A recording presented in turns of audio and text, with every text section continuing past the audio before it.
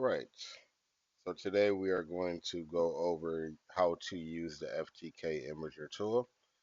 This is a forensic tool that it's used to help review forensic images. Forensic images is like taking a complete snapshot of everything on the device, or whether it's a computer or like a hard drive, a flash drive, or a USB. It makes an exact copy of all the files, including things you can't normally see, like deleted files and empty spaces where data used to be. So once the copy or an image is made, investigators can use that to make sure it's a perfect match to the original device. And they're able to do that by reviewing what's called the hash value.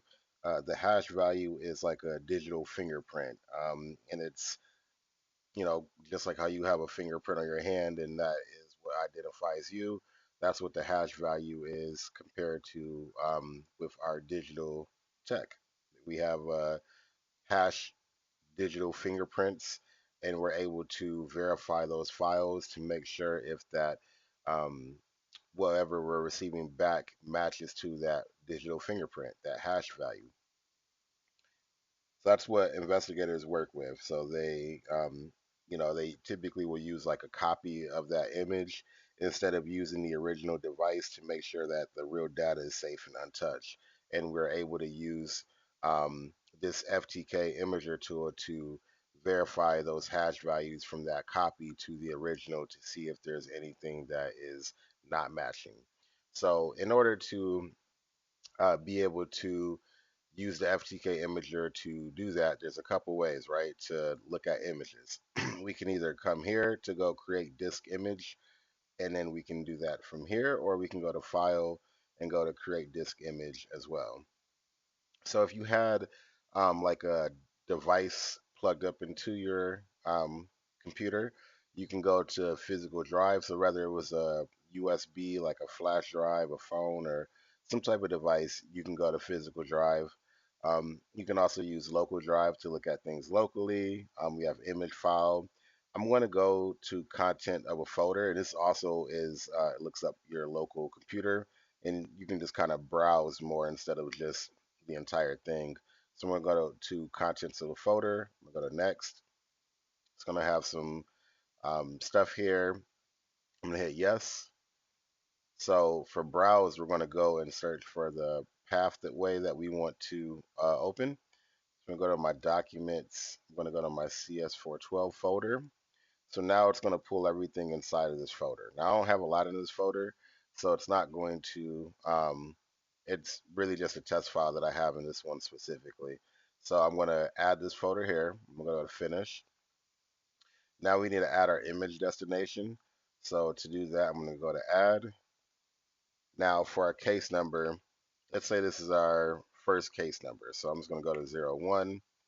This is evidence 1, unique description.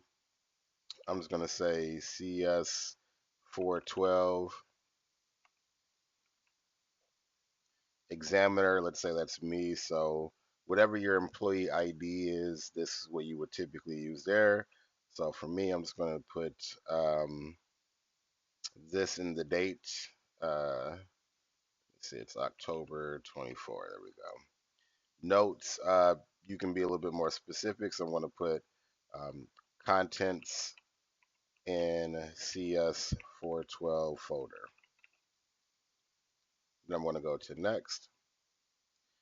So here, where are we going to put this? Where are we sending this to? Wherever we're sending this to needs to have more space than um, whatever the file is that we're reviewing.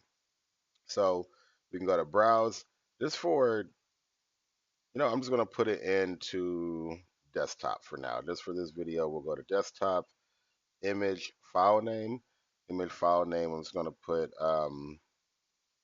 again, CS412 FTK. We'll just do that. And then for image fragment size, whatever my file is, it's like super small. So you just want to make sure whatever you are reviewing is this enough space for whatever you're reviewing. Whatever I'm looking at is not a lot at all. So the 1500 megabytes is going to be more than enough.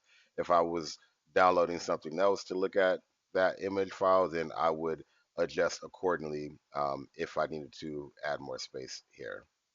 I'm going to finish. Want to go to start. I have it checked for verify images, so this is like looking for errors while it's doing its thing. I'm going to go ahead and hit start, and it's going to start downloading.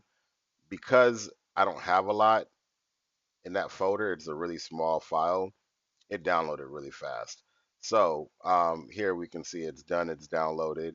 This is where this is the important part because it tells you that the source media and the forensic images are complete. It's a perfect copy of each other. We can verify that using the hash values. Remember, the hash value is important because it's the digital fingerprint.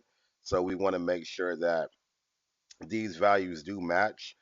Because if they are different, the alpha numerical values of the characters, if they are different from each other, then that would mean that these are not a match because something's not right.